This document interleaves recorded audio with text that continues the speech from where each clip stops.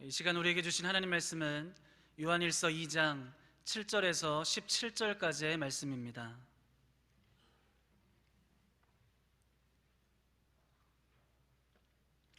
하나님의 말씀을 경청하십시오.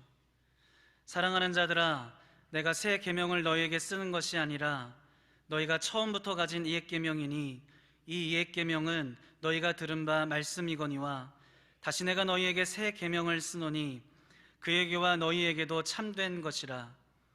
이는 어둠이 지나가고 참 빛이 벌써 비침이니라. 빛 가운데 있다 하면서 그 형제를 미워하는 자는 지금까지 어둠에 있는 자요, 그의 형제를 사랑하는 자는 빛 가운데 거하여 자기 속에 거리낌이 없으나 그의 형제를 미워하는 자는 어둠에 있고 또 어둠에 행하며 갈 곳을 알지 못하나니 이는 그 어둠이 그의 눈을 멀게 하였음이라. 자녀들아, 내가 너희에게 쓰는 것은 너희 죄가 그의 이름으로 말미암아 사함을 받았으며, 아비들아, 내가 너희에게 쓰는 것은 너희가 태초부터 계신 이를 알았으며, 청년들아, 내가 너희에게 쓰는 것은 너희가 악한 자를 이기었음이라. 아이들아, 내가 너희에게 쓴 것은 너희가 아버지를 알았으며, 아비들아, 내가 너희에게 쓴 것은 너희가 태초부터 계신 이를 알았으며, 청년들아, 내가 너희에게 쓴 것은 너희가 강하고 하나님의 말씀이 너희 안에 거하시며 너희가 흉악한 자를 이기었음이라. 이 세상이나 세상에 있는 것들을 사랑하지 말라. 누구든지 세상을 사랑하면 아버지의 사랑이 그 안에 있지 아니하니, 이는 세상에 있는 모든 것이 육신의 정욕과 안목의 정욕과 이생의 자랑이니 다 아버지께로부터 온 것이 아니요 세상으로부터 온 것이라. 이 세상도 그 정욕도 지나가되 오직 하나님의 뜻을 행하는 자는 영원히 거하느니라. 이것은 하나님의 말씀입니다. 아멘. 이제 2020년 새해가 밝았습니다. 그리고 우리는 첫 번째 주일 예배를 드립니다. 여러분, 새로움의 시간은 새로운 시간을 새로운 시간으로 맞이하는 자들의 것입니다. 아니면 우리는 이전에 있었던 예배와 다른 예배, 똑같은 예배를 드릴지도 모릅니다.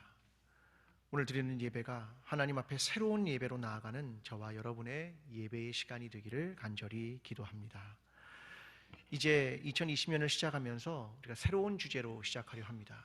4분 이상과 서로 이렇게 인사하겠습니다. 청년의 신앙으로 거듭나는 교회가 됩시다.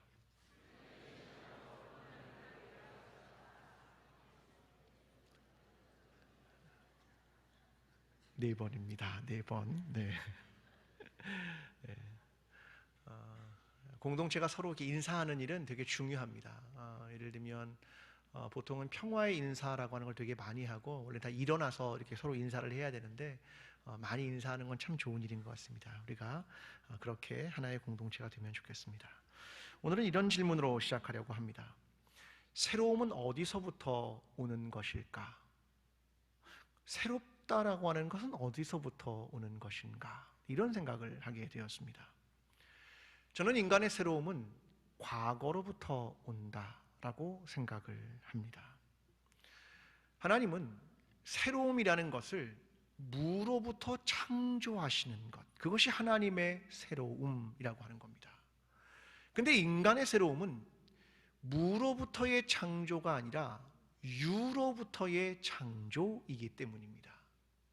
우리가 가진 유라고 하는 건 무엇일까? 그것은 과거, 역사, 정신, 이런 것들이 우리가 가지고 있는 유라고 하는 겁니다. 저는 그런 면에서 우리 교회는 대단한 이점을 가지고 있다고 생각합니다.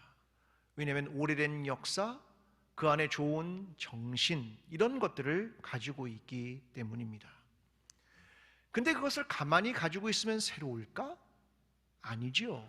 그걸 어떻게 하면 새로움으로 나아갈 수 있을까? 이 생각을 하게 된 겁니다.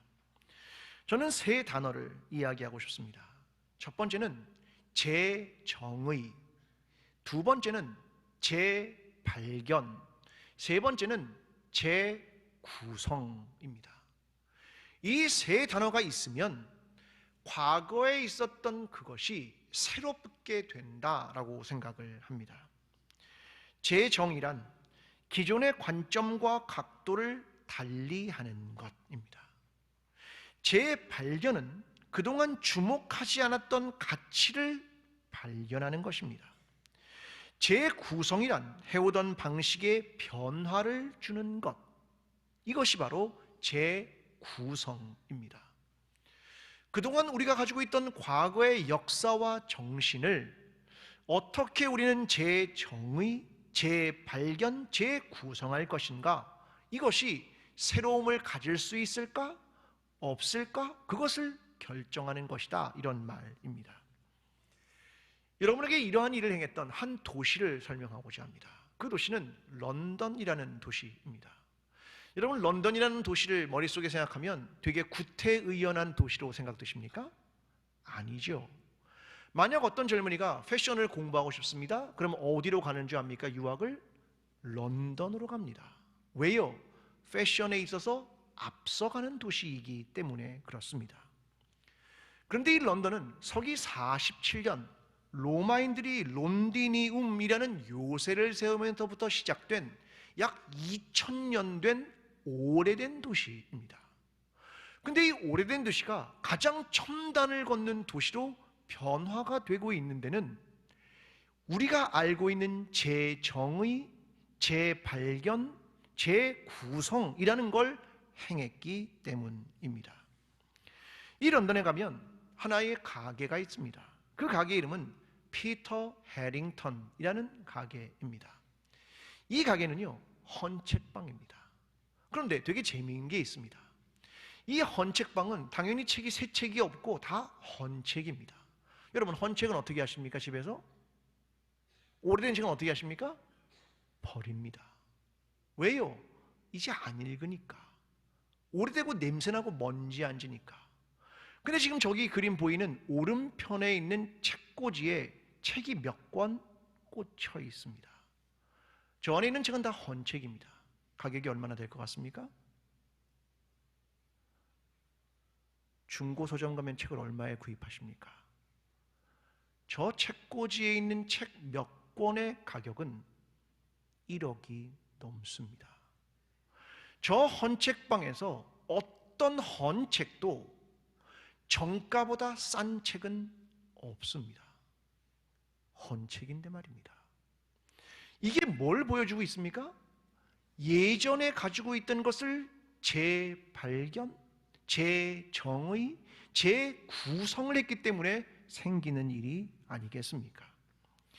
저는 새로움을 멀리서 가져올 필요가 없다고 생각합니다. 우리가 가지고 있는 것, 그것 중에 재발견할 것이 무엇이냐는 거죠. 성경을 읽으면서 그 안에서 재발견하는 것이 있으면 되는 거고요. 우리가 가지고 있는 역사와 우리가 가지고 있는 정신 중에 재발견하는 것이 있으면 그게 새로움이라고 하는 의미라는 것입니다. 자, 그렇다면 저는 그 방법을 하나 말씀드리겠습니다. 어떻게 새로워질 수 있을까? 그건 자리 옮기기를 통해서 전 새로워질 수 있다고 생각합니다. 내가 서 있는 자리 말고 다른 자리로 옮기게 되면 새롭게 발견하는 것이 있을 겁니다.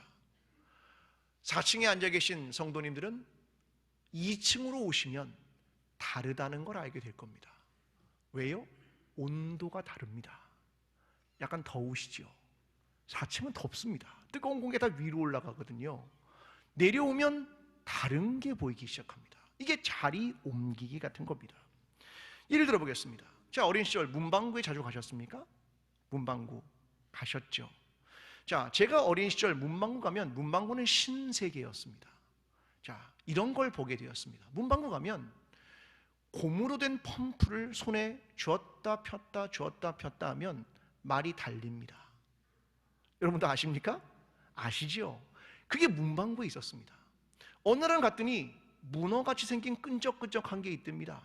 그걸 창문에 던지니까 어떻게 됩니까? 점점 아래로 툭툭툭툭 떨어지면서 창문에 그냥 붙어 있습니다. 그게 문방구에서 본 신세계였습니다.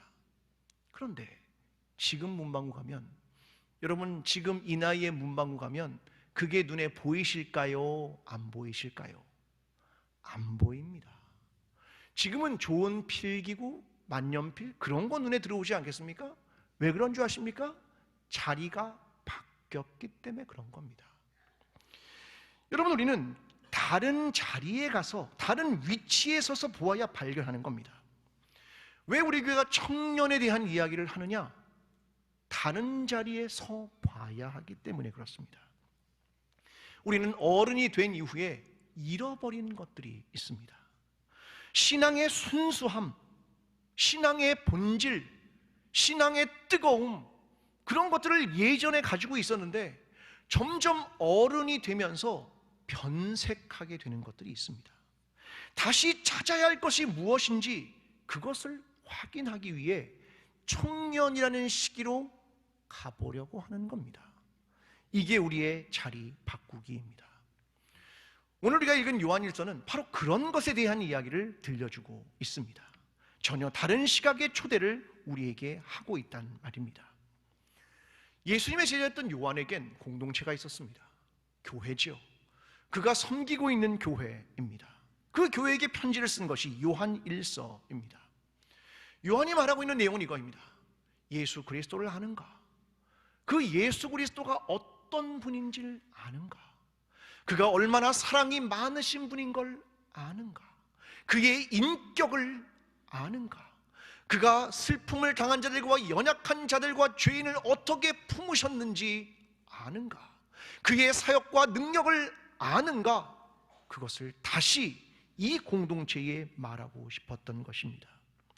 내가 너에게 새로운 계명을 다시 주고 싶다. 그게 무엇인 줄 아느냐? 서로 사랑해라. 이 말이다. 이것을 말하고 싶었던 겁니다. 아이들과 청년들과 아비들 된 너희의 삶이 세상을 거절하고 오늘 하나님께서 원하시는 참된 복음과 사랑 안으로 다시 들어와야 한다. 이것이 요한 1서가 가지고 있는 내용입니다. 오늘 그 내용을 여러분과 함께 나눠보고자 합니다. 자, 먼저 7절과 8절 말씀입니다. 제가 읽겠습니다. 사랑하는 자들아, 내가 새 계명을 너희에게 쓰는 것이 아니라 너희가 처음부터 가진 옛 계명이니 이 옛 계명은 너희가 들은 바 말씀이거니와 다시 내가 너희에게 새 계명을 쓰노니 그에게와 너희에게도 참된 것이라. 이는 어둠이 지나가고 참빛이 벌써 비침이라. 자, 그는 옛 계명을 내가 말한다 이렇게 말합니다. 자, 예전부터 알았고 구약 성서에 기록됐고 토라라고 하는 것이 말한 그 계명이다. 그런데 너희가 오늘날 그러한 삶을 잃어버렸기 때문에 재발견하기를 원한다. 그렇게 편지를 쓰는 겁니다. 그래서 그는 이렇게 말합니다. 내가 다시 쓴다. 이걸 다시 써서 다시 생각하게 하고 다시 이것이 어떤 의미였는가를 되찾기를 원한다. 그렇게 말하는 것입니다. 자, 옛 계명은 무엇입니까? 구약에 있는 계명입니다. 자, 레위기 19장 18절은 이렇게 말합니다. 원수를 갚지 말며 동포를 원망하지 말며 내 이웃 사랑하기를 내 자신과 같이 사랑하라. 나는 여호와이니라. 옛 계명입니다. 구약의 얘기죠. 하나님이 내가 누구다? 난 여호와이니라. 나는 어떤 하나님이냐? 나는 원수를 갚지 않고 원망하지 않고 사랑하는 하나님. 그러므로 너희도 그렇게 살아야 한다. 이것이 구약이 말하는 옛 계명이다. 그런 말입니다. 그런데 문제는 이것이 지켜지지 않은 겁니다. 그래서 예수님이 새 계명을 이야기합니다. 요한복음 13장에 이렇게 말합니다. 새 계명을 너희에게 주노니 서로 사랑하라. 내가 너희를 사랑한 것 같이 너희도 서로 사랑하라. 너희가 서로 사랑하면 이로써 모든 사람이 너희가 내 제자인 줄 알리라. 이것이 새 계명이다. 여러분 보니까 옛 계명과 새 계명이 다릅니까? 아니요, 똑같습니다. 서로 사랑하라. 왜 새 계명이 되었냐면 옛 계명을 지키고 있지 않기 때문에 재발견해야 한다. 그 말을 하고 있는 겁니다. 다음 세대인 너희의 신앙의 다음 세대는 기억해라. 옛 계명, 구약의 말씀과 예수 그리스도가 말한 이 계명은 다르지 않다. 서로 사랑하라. 오늘 9절의 말씀은 이렇게 말합니다. 빛 가운데 있다 하면서 그 형제를 미워하는 자는 지금까지 어둠에 있는 자요 그의 형제를 사랑하는 자는 빛 가운데 거하여 자기 속에 거리낌이 없으나 그의 형제를 미워하는 자는 어둠에 있고 또 어둠에 행하며 갈 곳을 알지 못하나니 이는 그 어둠이 그의 눈을 멀게 하였습니다. 여러분은 빛 가운데 계십니까? 어둠 가운데 계십니까? 무엇으로 알 수 있습니까? 사랑하고 있느냐, 그것이라는 겁니다. 예수 그리스도를 믿는다고 하면서 형제를 미워한다면 이것은 모순이다, 그 말입니다. 그리스도의 교회라 하면서 형제를 미워하고 자기에게만 관심이 있고 타자에게 무관심하고 작은 자를 경멸하고 목마른 자에게 생수를 주지 않고 손님을 환영하지 않고 헐벗은 자에게 옷을 주지 않고 병든 자를 돕지 않는다면 교회인가? 그것을 생각해라, 그 말이죠. 초대교회에 가장 강력한 이단이 있었습니다. 그들이 주장하는 건 이것입니다. 가현설. 이 말은 예수 그리스도가 승천한 이후에 예수 그리스도 그분은 영적으로 오셨던 거야. 그러니까 가현이라고 하는 말을 쓴 겁니다. 그는 성육신에서 육체가 오신 게 아니야. 인간으로 오지 않았어. 영적으로 그냥 십자가에 죽으신 거야 라고 말했던 게 가현설이라고 하는 겁니다. 그런데 우리의 신앙에도 이런 가현적 신앙을 가지고 있는 사람들이 있습니다. 교회 이름을 가지고 교회에서 매주 예배를 드리고 교인들이 모여 있는데 서로 미워하고 시기하고 다투고 작은 자를 돌보지 않고 어려운 자를 돌보지 않는다면 저는 이런 교회를 이렇게 명명하고 싶습니다. 가현적 교회. 여러분, 우리는 청년의 때를 떠올려 봐야 됩니다. 여러분, 청년 때 뜨겁게 사랑하셨습니까? 자, 질문입니다. 청년의 때 뜨겁게 사랑하셨습니까? 뭐 아멘까지는 안 하셔도 여기서 아멘 이야기는 좀 그렇고 청년의 때 뜨겁게 사랑하셨습니까? 네, 뜨겁게 사랑했죠. 저도 제 아내를 뜨겁게 사랑했습니다. 얼마나 뜨겁게 사랑했냐? 만나고 나서 저는 매일같이 하루도 빼놓지 않고 아내 집에 가서 아내를 만났습니다. 매일같이 말입니다. 저희 장모님은 그렇게 얘기했습니다. 아예 대현이한테 집 문 앞에 출석부 붙여놓고 도장 찍으라고 그래. 매일 오니까 매일, 밤늦게라도 잠깐이라도 10분이라도 만나고 가니까 매일 말입니다. 그렇다고 여기 계신 분 중에 매일 가지 않으신 분이 죄책감을 갖거나 그렇게 얘기 안 하셔도 괜찮습니다. 여러분, 청년의 때는요 그렇게 사랑하는 게 맞습니다. 그런데 그때 이런 생각을 했다고 생각하십니까? 내가 오늘 아내를 만나고 가면 교통비가 얼마 들 거야? 시간은 얼마나 쓰겠지? 이런 생각을 했다고 생각하십니까? 아니요. 청년의 사랑은요 손익분기점을 따지지 않습니다. 효율 이런 거 따지지 않습니다. 계산하지 않습니다. 여러분, 사랑 안에서 죽는 게 하나 있습니다. 뭔지 아십니까? 숫자입니다. 사랑 안에서는요 숫자가 죽임을 당하는 겁니다. 왜? 계산하지 않기 때문에 그런 겁니다. 오직 청년의 사랑은 사랑에만 관심이 있기 때문에 그런 겁니다. 이게 청년이 해야 하는 사랑이란 말입니다. 그래서 우리 교회는 올해 청년의 사랑을 좀 해보고자 합니다. 두 가지를 조금 크게 해보려고 합니다. 첫째, 우리는 2019년에 부활절 봉헌 전체를 어려운 이웃을 위해 나눴습니다. 2020년에는 부활절 헌금을 어려운 이웃을 위해 나누는 것 플러스 추수감사절 봉헌을 어려운 이웃을 위해 또 나눌 겁니다. 우리 교회의 가장 큰 봉헌, 절기봉헌 두 개가 부활절과 추수감사절입니다. 그걸 어려운 이웃을 위해 나누기로 결정했습니다. 광주에 있는 기독병원에 우리가 어려워서 치료를 못 받는 사람들을 위해서 나누기로 결정을 했습니다. 우리가 절반을 되면 광주 기독병원이 절반을 돼서 그것으로 어려운 이웃을 나누기로 했습니다. 계산하지 않고 나누는 청년의 사랑입니다.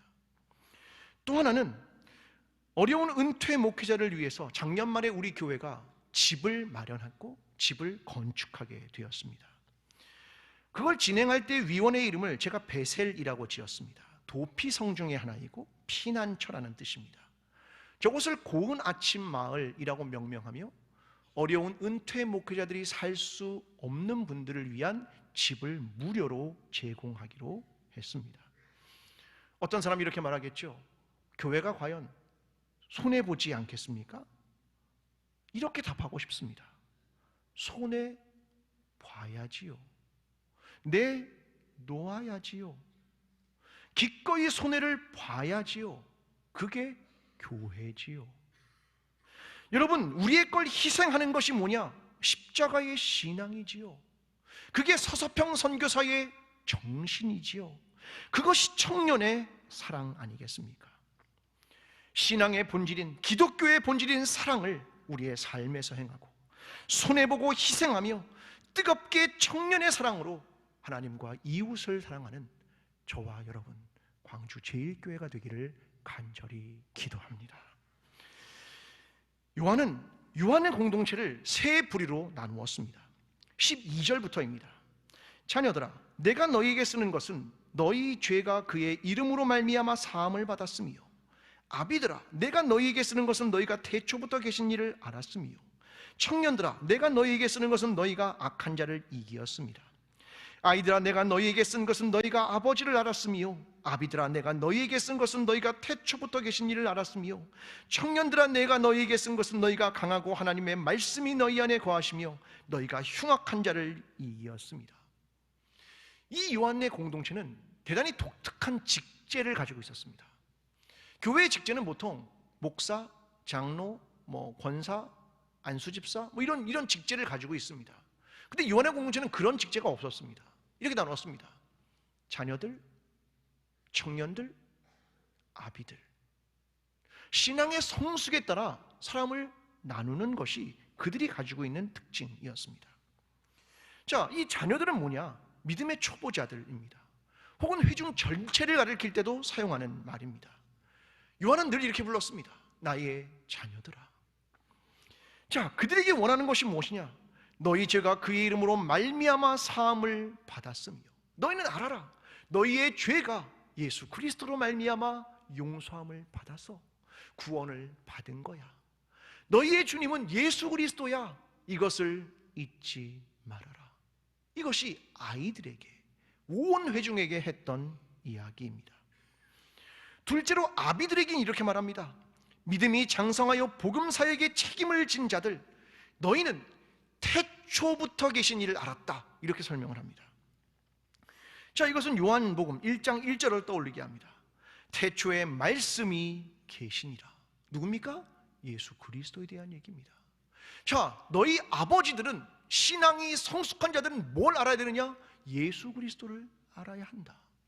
그의 인격과 그의 삶, 그의 긍휼과 그의 행하심, 그의 십자가 지셨음을 알아라. 그건 단순히 지식이 아니라 실천으로, 그리고 교회 공동체를 위한 책임으로. 너희의 책임은 교회 공동체의 신앙의 분위기를 만들고, 영적인 분위기를 만들고, 그들이 신앙이 성장할 수 있는 신앙의 생태계를 만드는 것이다. 그게 너희의 책임이다. 그것을 말하는 것입니다. 청년들에게 말합니다. 그들은 믿음의 지식과 체험을 가지고 교회의 초석이 된 자들입니다. 젊은 자를 말하는 게 아니라 교회의 초석이 되는 자가 누구냐? 청년들입니다. 그들의 특징은 이것입니다. 악한 자를 이겼다. 요한일서 5장 4절은 이렇게 말합니다. 무릇 하나님께로 난 자마다 세상을 이기느니라. 세상을 이기는 승리는 이것이니 우리의 믿음이니라. 여러분, 이 청년들이 갖는 신앙이 무엇인지 압니까? 이기는 신앙입니다. 무엇으로부터요? 악으로부터. 더 깊이 말하면 세속화로부터. 세상이 하는 방식과 세상의 내용과 세상의 경쟁과 세상의 방법이 아니라 그들은 하나님의 방법을 붙들었던 자들입니다. 예수님은 요한복음 16장 3절에서 이렇게 말씀하셨습니다. 내가 세상을 이기었노라. 이게 청년이 갖는 신앙입니다. 저는 요한 공동체의 이 세 부류의 사람들에 대하여 두 가지를 생각해 봤습니다. 첫 번째는 다움입니다. 아이는 아이다워야 하고, 청년은 청년다워야 하고, 아비는 아비다워야 한다는 겁니다. 성질과 특성을 말하는 말입니다. 여러분, 아이가 어른같이 행세하면 아이답습니까? 아닙니다. 어른이 아버지답아야지 어른이 아이다우면요, 그것도 경박한 겁니다. 청년은 청년다워야 하는 겁니다. 아이는 아이답게 죄의 용서와 하나님을 불러야 하고, 청년은 활기차고 승리를 이루어야 하고, 아버지는 성숙과 책임을 다해야 하는 겁니다. 문제는 내가 나 자신을 진실하게 봐야 된다는 겁니다. 교회 오래 다녔으니까 내가 아버지처럼 되었다? 천만의 말씀. 우리는요, 진실되게 내 자신을 보고 내 자신의 위치에서 나다운 것, 그 신앙이 무엇인가를 찾아가야 한다는 겁니다. 두 번째는 성숙입니다. 여러분, 신앙은 예수 믿고 천국 가는 걸로 끝나는 게 아닙니다. 신앙은 성숙하게 되는 겁니다. 이 성숙을 멈추면 생명에 문제가 있는 겁니다. 청소년들은 이런 생각을 가끔 합니다. 내가 점점 몸이 자라서 다 멈추면 내가 어른이 됐다고 착각합니다. 여러분, 그러면 안 됩니다. 여러분, 나이가 들면 멈췄습니까? 아니요. 어른들이 점점 어른 처신하기가 쉽지 않던데요, 계속해서 성숙하지 않으면 안 된다는 것을 의미하는 겁니다. 단계에 맞게 성숙해야 하고, 건너뛸 수 없고 차근차근 밟아가야 한다는 겁니다. 30년 되었는데 계속 어린아이같이 붙들 수도 없고, 얼마 되지 않았는데 내가 다 아는 것처럼 말해서도 안 되는 겁니다. 숙성 과정도 없고 퇴보와 퇴행도 있어서는 안 되는 것입니다. 우리는 우리 자신의 신앙을 진실하게 되면하고, 아이다움과 청년다움과 어른다움의 신앙으로 우리의 신앙의 성숙을 멈추지 말고, 다 이루었다고 생각하지도 말고, 하나님께서 우리에게 허락하시는 그 신앙의 성숙으로 매일 도전하며 성장하며 나아가는 저와 여러분의 2020년이 되기를 간절히 기도합니다. 여러분, 우리가 함께 가져야 할 신앙의 모습은 그럼 무엇이냐? 교회 전체의 방향은 무엇이냐? 청년의 신앙입니다. 15절은 이렇게 말합니다. 이 세상이나 세상에 있는 것들을 사랑하지 말라. 누구든지 세상을 사랑하면 아버지의 사랑이 그 안에 있지 아니하니, 이는 세상에 있는 모든 것이 육신의 정욕과 안목의 정욕과 이생의 자랑이니 다 아버지께로부터 온 것이 아니요 세상으로부터 온 것이다. 우리 공동체가 해야 할 것은 세상으로부터 온 것을 거절하는 겁니다. 그리고 세상의 자랑을 우리의 자랑으로 여기지 않는 겁니다. 눈으로 보이는 것에 현혹되는 것이 아니라 눈에 보이지 않는 하나님과 가치를 소중히 여기는 겁니다. 육신으로부터 얻은 안락함과 편안함이 아니라 타자를 위한 헌신과 희생의 길을 가는 겁니다. 이것이 세속화와 결별하는 겁니다. 신앙의 본질을 회복하는 것이고, 신앙의 순수함과 열정을 다시 회복하는 것입니다. 17절은 말합니다. 이 세상도 그 정욕도 지나가되 오직 하나님의 뜻을 행하는 자는 영원히 거하느니라. 영원히 거하는 자, 그들은 하나님의 뜻을 행하는 자 이외에는 없다, 그 말입니다. 그렇다면 우리가 어떻게 청년의 신앙을 회복할 수 있겠습니까? 14절에 그들의 방법을 이렇게 말합니다. 하나님의 말씀이 너희 안에 거하시며. 하나님의 말씀이 너희 안에 거했다. 이게 청년의 특징입니다. 하나님의 말씀을 알아가고 공부하고 연구하고 뜻을 찾아가고 마음에 새기고 말씀 위에 서고 말씀대로 살아가는 것. 그래서 그들이 세상을 이기게 되는 것입니다. 다른 방법은 없습니다. 여러분, 우리는 2020년 하나님의 말씀을 파기 시작할 겁니다. 말씀을 마음속에 더 깊이 새길 것이고, 말씀대로 살아가는가를 끊임없이 조명하게 될 것입니다. 이것이 청년의 신앙을 유지하는 유일한 방법이기 때문입니다. 성경은 이렇게 말합니다. 20세 이상의 전쟁에 나갈 만한 자를 계수하라. 청년을 계수하라는 겁니다. 이 전쟁에 나가서 승리할 자들, 그들을 계수하라. 이것이 하나님의 말씀입니다. 저와 여러분의 신앙이 청년의 신앙이 되어 세상을 이기고 두려움 없이 담대하게 나아가는 신앙이 되어야 하는 것입니다. 우리는 이런 공동체를 꿈꿉니다. 나이가 많아 더 이상 열정도 없고 힘도 없는 신앙과 공동체 말고, 더 이상 새로울 것이 없이 멈춘 공동체 말고, 타성해졌고 전통만 최고로 여기는 신앙 공동체 말고 이 시대에 우리를 부르시는 하나님의 뜻에 질문하며 찾아가며 또다시 성장과 성숙을 거듭하며 악에 물러섬이 없으며 뜨겁게 사랑하고 새로운 대안을 찾아가는 청년 교회 공동체를 꿈꾸는 것입니다. 2020년 새로운 존재로 우리 모두가 청년의 신앙으로 청년 교회 공동체로 하나님의 말씀 앞에 새로워지고 이기는 하나님께서 원하셨던 공동체로 거듭나게 되는 저와 여러분 광주 제1교회 공동체가 되기를 간절히 축원합니다. 사랑하는 광주 제1교회 성도 여러분, 청년의 신앙을 가지십시오. 세속화로부터 떠나 본질을 지켜나가십시오. 더 뜨겁게 사랑하고 더 힘있게 성장하며 더 힘있게 도전하십시오. 오직 말씀 위에 서십시오. 그리고 하나님의 뜻을 묻고 행하십시오. 그리고 더 크신 하나님을 발견하십시오. 이를 통해 세상을 이기며 승리하는 그리스도인과 공동체가 되십시오. 우리는 뒤로 물러서는 자들이 아니라 오직 믿음을 가진 자들이기 때문입니다. 주님이 2020년 한 해 우리 공동체와 함께 하실 것입니다.